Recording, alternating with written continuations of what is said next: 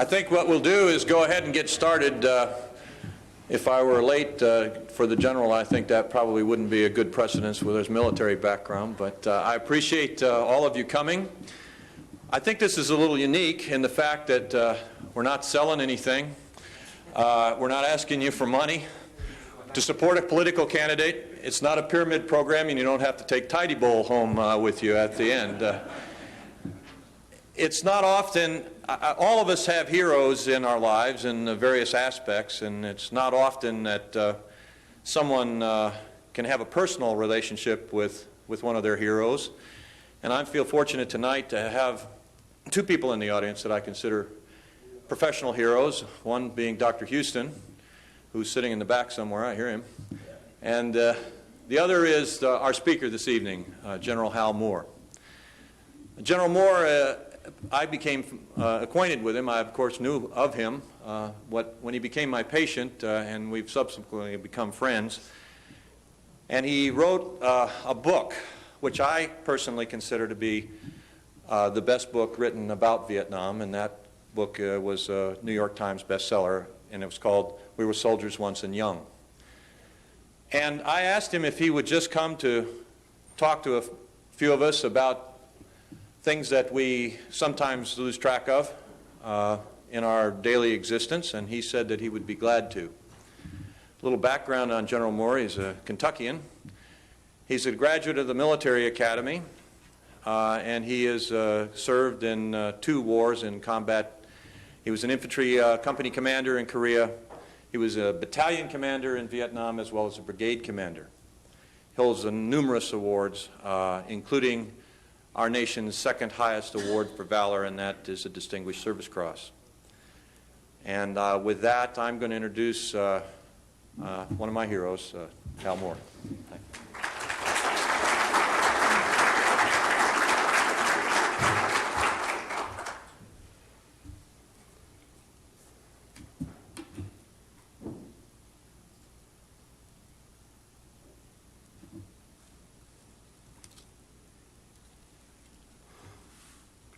33 years ago, 14 November 1965, at about 3 o'clock in the afternoon, Lieutenant Colonel Nguyen Hu An of the North Vietnamese Army and I were doing our best to kill each other. And we'd been at it then for over 3 hours. I was an infantry lieutenant colonel, commanding an understrength battalion of 450 men in the 7th Cavalry. We'd been in Vietnam 2 months, and aside from one 5-minute patrol firefight, we had seen no action. And that was against black pajama guerrillas. And that Sunday morning, me and Sergeant Major Plumley, who is here tonight, my hero, we were the first men out of the 1st helicopter, leading our troopers air assaulting into a football field-sized clearing in the central highlands of Vietnam, in a wild, remote valley of the Ai Drang River, 6 miles from Cambodia. It was also in the heart of the base camp of a regiment of North Vietnamese regulars. In fact, there was almost 2 regiments there. Over 2,000 very good, very well-armed, very tough, very aggressive soldiers, commanded by then Lieutenant Colonel An, fresh off the Ho Chi Minh Trail in South Vietnam only 6 weeks. And my mission was to find and kill them. In 1991, 26 years later, now Lieutenant General Nguyen Hu An and I talked in Hanoi for 5 hours over maps and logbooks. And he told me his mission was to lure the 1st Cavalry Division into combat and learn how we fought with our helicopters and high-tech equipment. And his mission was to kill us. By mid-afternoon in 100-degree heat, my men and I were strongly outnumbered, taking heavy casualties in a savage cliffhanger fight to the finish. Between 1776 and 1998, America has been in 10 major battles, in 10 major wars, 10 first battles. And the first major battle of the Vietnam War between North Vietnamese and U.S. Army regulars was our 3-day battle at Landing Zone Xray in November '65. And within 20 minutes of the first shot, my men and I were being assaulted by hundreds of North Vietnamese soldiers, furiously determined to kill all of us. It was clear to me that we were in a desperate, historic battle for survival against great odds which would go right down to the wire. Fate and Kismet had placed all of us there, friend and foe alike, smack in the bullseye of an event which changed the war in Vietnam for friend and foe alike. I fleetingly thought about a previous commander of the 7th Cavalry, Lieutenant Colonel George Armstrong Custer, and his last stand in the valley of the Little Bighorn 89 years earlier. And I was determined that history would not repeat itself in the valley of the River Drang. Also, we had one thing that George Custer did not have: massive fire support. And I pulled the chain on everything I could lay my hands on: rockets, Air Force, Marine, Navy, fighter bombers, and that old standby, the 105 millimeter howitzer. But in the final analysis, what made the difference in that 72-hour shootout was the will to win of my men. I knew them so well, their faces, their names. Sergeant Major Plumley and I had trained them in the States right here at Fort Benning for 14 months before we went to Vietnam. We were a well-trained, hard-disciplined family team of fighters. Joe Galloway, a 23-year-old UPI war correspondent, joined us on the ground the first night and stayed with us for the rest of the fight. And after a 3-day bloodbath, the enemy withdrew, leaving over 600 dead on the field with their weapons littering the place. And we sent back 6 live prisoners. My losses were 79 killed and 121 wounded and none missing. When we went into that battle, 102 of my men had less than 2 weeks left to serve in the Army before discharge. And they all stood tall and held their ground. 26 of them went home in boxes, and many others were wounded. Where do we get such men as these? We survivors were ordered out on the 3rd afternoon and flown to the rear to regroup. Another American battalion replaced us and took over the field. The next day, 17 November, that battalion marched out of Xray and was ambushed. 155 more Americans were killed, and again 121 wounded.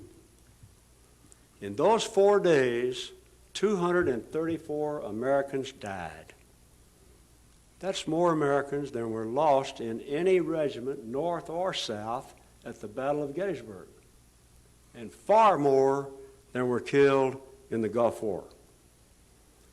Joe Galloway and I kept in contact, and in 1976 we shook hands on a promise to write a book about those terrible days and those great soldiers who fought in that valley of death in the dawn of the Vietnam War.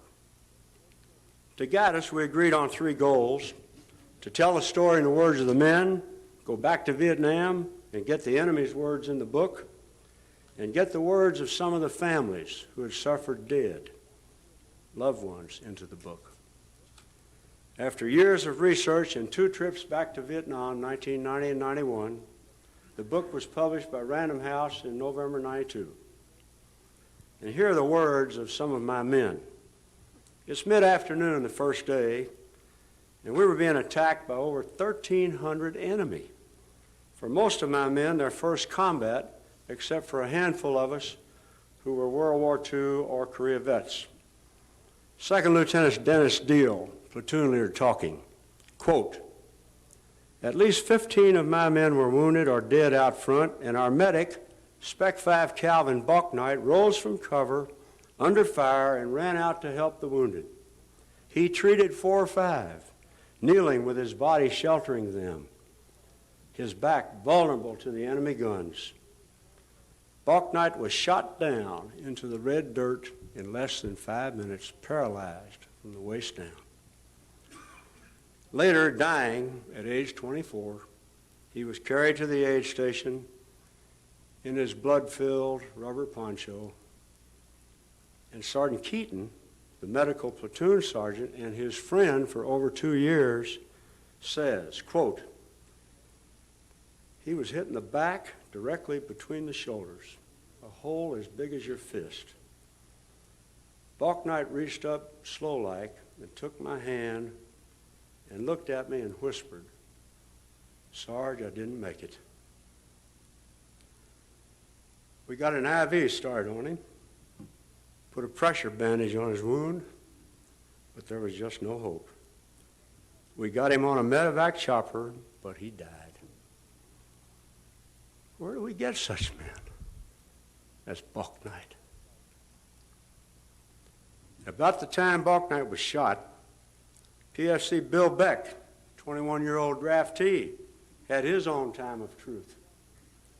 Beck recalls, quote, "I was assistant M60 machine gunner. Russell Adams was the gunner, and we moved out. Firepower was everywhere. Kirsch, 6 feet in front of me, got shot in the stomach, dropped, screaming and rolling on the ground and yelling for his mother. I walked on, jumped to cover, beside a soldier looking up at me, Williams, and he had a hole in his forehead and he was dead. I ran up toward Adams, and I heard Private Hazen yelling that our platoon leader, Lieutenant Taft, was shot in the neck, bleeding to death. Hazen was leaning over Taft when he was blasted. The radio on his back exploded into pieces. Adams and I were the forwardmost position now, prone on the ground, and he was firing at the enemy who kept coming at us. Suddenly Adams was hit and flopped over on his back, staring up. The side of his head was a mess. His helmet laid in front of me with a bullet hole in it. I turned it over, and it seemed like half of Adams' brain fell out in front of me on the ground. I was horrified. The enemy knew they'd shot him and were closing in on us. I began firing that machine gun at the enemy 30 yards out. There was nobody on my left. It was lonely as hell up there. For the next hour, I was on that gun. Somebody brought me ammo, and that made me very happy. Bullets were hitting the ground beside me and cracking around my head. They were attacking me. I fired as fast as I could in long bursts. My M60 was cooking. Unquote. During research on the book, years later, I learned only then that Bill Beck had secured my exposed left flank. Had he not been there firing that machine gun, the enemy could have enveloped us. Where do we get such men? During the firestorm, 2nd Lieutenant Henry Herrick, age 24, went down. Severely wounded, Spec 5 Charles Lose, the platoon medic, says, Lieutenant Herrick was kneeling when hit, and he told me to leave him and go help the other wounded. One of his squad leaders, Sergeant Ernie Savage, describes the final moments of Herrick's young life. He was lying beside me and said, quote, "If I have to die, I'm glad to give my life for my country," unquote. Savage remembers him saying that. I remember that. He was going into shock, hit in the hip, a lot of pain. He didn't live long. He died early in the fight. Where do we get such men as these? On the second morning, we were again struck by over 800 North Vietnamese who slammed into 2 of my understrength companies, about 175 men in all. Spec 4 Arthur Vieira, age 25, a grenadier, recalls, quote, "The gunfire was very loud. We were getting overrun on the right. Lieutenant Kroger came up in the open in all this, and I thought that was pretty good. He yelled at me. I got up to hear him, and when he hollered at me to help cover the left sector, he was hit. I ran over to him, and by the time I got there, he was dead. He'd lasted a half hour. I knelt beside him, went back to firing my grenade launcher, and got shot in my right elbow. The grenade launcher went flying, and I was knocked over and fell on the lieutenant. Then I got shot in the neck, and the bullet went right through. I couldn't talk or make a sound. I got up and tried to take charge and was shot with a third round, and that one blew up my right leg and put me down. It went in above my ankle, traveled up, came back out, then went in my groin and ended up in my back. Just then, 2 stick grenades blew up right over me, tore up both my legs. Felt like I'd touched a red-hot poker when I reached down with my left hand. It just sizzled. Where do we get such men as Vieira? During the second night, Sergeant John Settlin, 26, was wounded in one of his arms by burning white phosphorus. Under the light of flares, he used the point of his bayonet to dig the burning fragments out of his flesh. The enemy attacked again, and he went back to firing his rifle, ignoring his burned arm. An hour later, the attack was defeated, and Settlin was sent to the aid station. He recalls, quote, "My arm was bandaged. I was waiting to be medevaced out. The more I sat there, the more I realized I could not in good faith get on a chopper and fly out of there and leave those 6 men in my squad." Somebody asked, "Where are you going?" I took the sling off my arm and went back out. I said, "Back to my foxhole." Nobody said anything else. Courage, loyalty, duty. The most productive part of our book research was Joel's and my 1990 and 91 trips back to Vietnam. We hoped to get back to the Ia Drang battlefield along with the enemy commander who opposed us. In 1990 in Hanoi, we talked with General Giap and General Fung, the Army historian, but were not allowed to return to the battlefield. I sent a bottle of Johnny Walker Black to General Mon, the senior commander in the Highlands of Vietnam during the Ia Drang battle, along with a request to meet with us. He denied our request, but he kept my scotch. A year later, General Mon, then retired, talked with us for 5 hours. And that afternoon, his former deputy and my counterpart enemy commander, now Lieutenant General An, he talked with us another 5 hours. All the discussions were soldierly, amicable, without argument or recrimination, very professional. Most of what they told us was credible, but we did spot a couple of items where they had done some revisionism. And finally, in October '93, we and 8 other veterans of the battle, including Sergeant Major Plumley, made it back to Landing Zone Xray in a Russian helicopter with Forrest Sawyer and an ABC documentary crew. Sawyer did a 1-hour documentary on the battle, and General An and 2 of his officers who'd fought against us went along. And together we walked that battlefield and discussed the tactics. My impressions: it was hot, over 100 degrees, stifling, humid, instant, soaking wet, clothes hot from the skin out, just like during the battle. And it was so quiet, no smoke, dust, explosions, napalm, no gunfire, no fighter bombers, no rockets, no men yelling orders in 2 languages, no wounded men hollering for medics or their mothers. It was beautiful, like a park. The shattered trees had grown new branches. The foxholes and the shell holes had water in them, were overgrown with bushes. The enemy dead had been buried or removed or had become part of the earth. Some unexploded shells lay around, which we carefully avoided.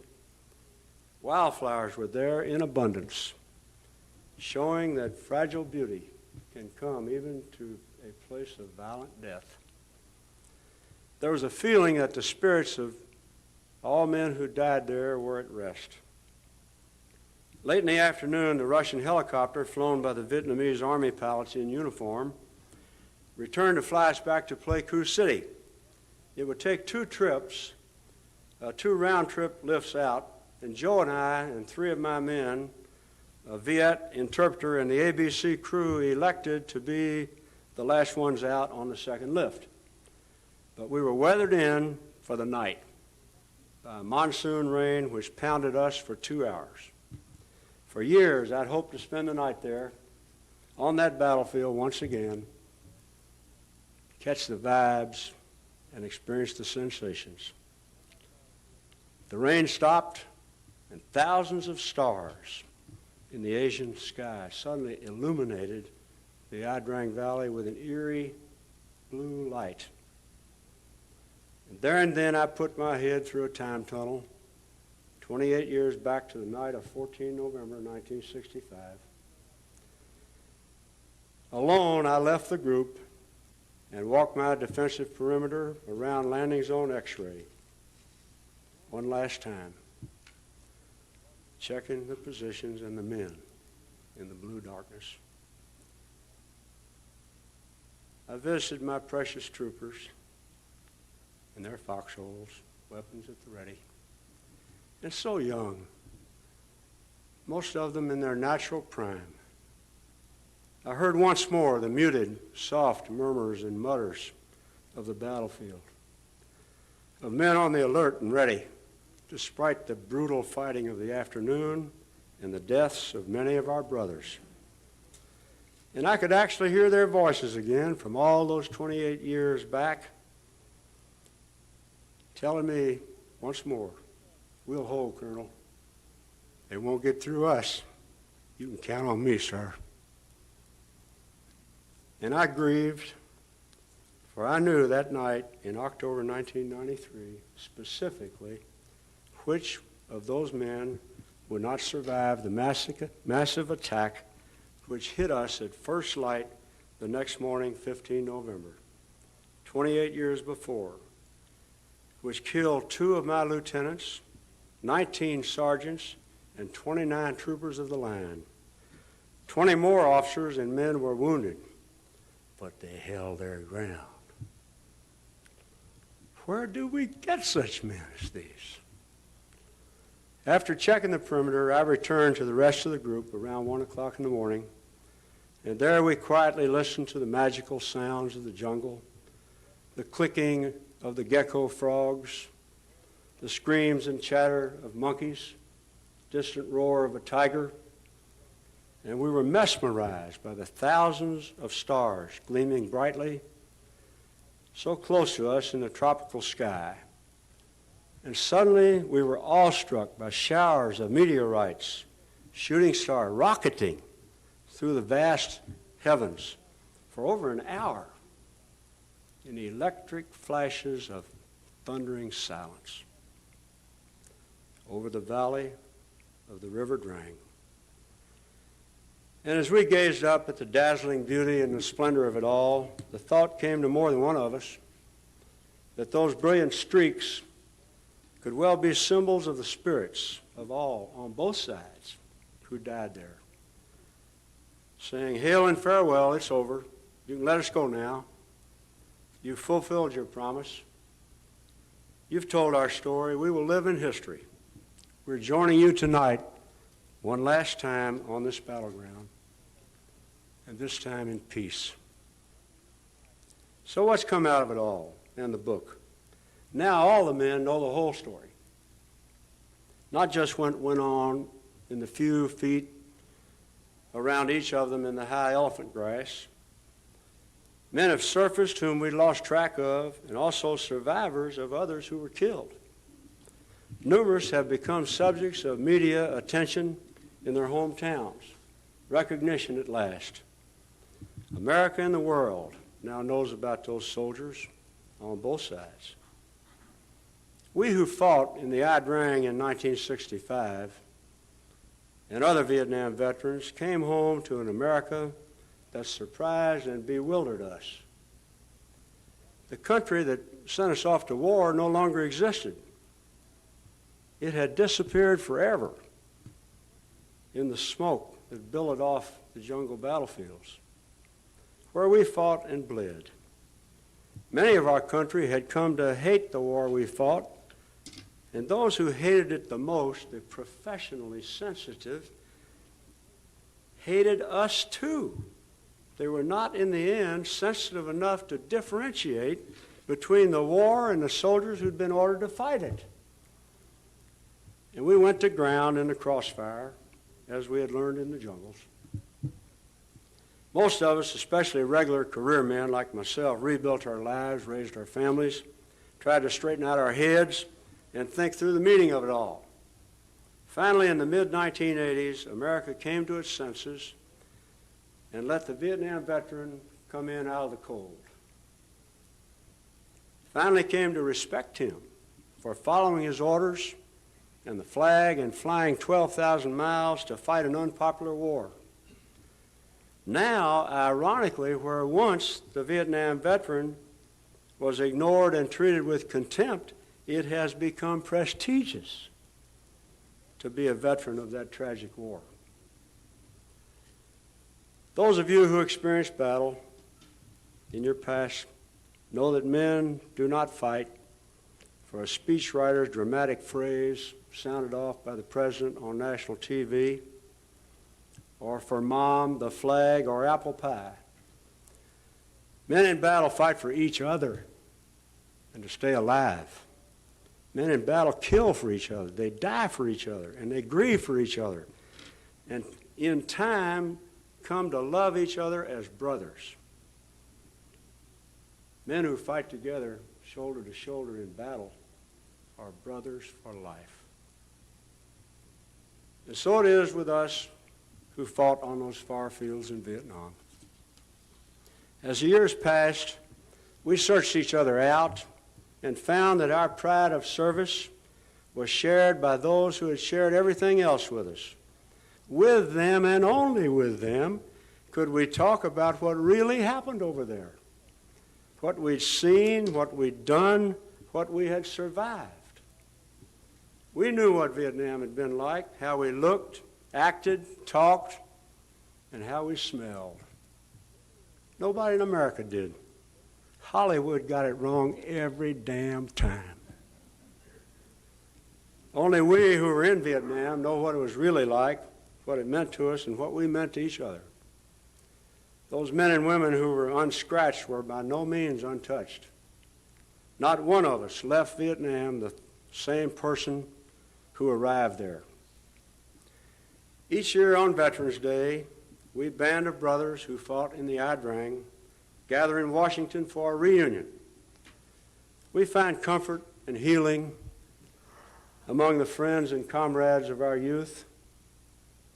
And while there, we visit that long black wall and the spirits of our dead brothers. We vividly remember their faces and their voices, the cries of our friends and fellow soldiers dying before their time, and can only wonder what they might have become if they'd been allowed to serve our country with their lives instead of by their deaths. And for those who find it strange, peculiar, or hard to understand, while we continue to gather to perpetuate the memories of that terrible battle and our friendship and the loss of our beloved comrades, let them ponder on the cryptic truth expressed in the tragedy Agamemnon, written by the Greek playwright Aeschylus in the 4th century before Christ. I quote, "Even in our sleep, pain, which we cannot forget, falls drop by drop on the heart, until in our despair comes wisdom, by the awful grace of God." Thank you.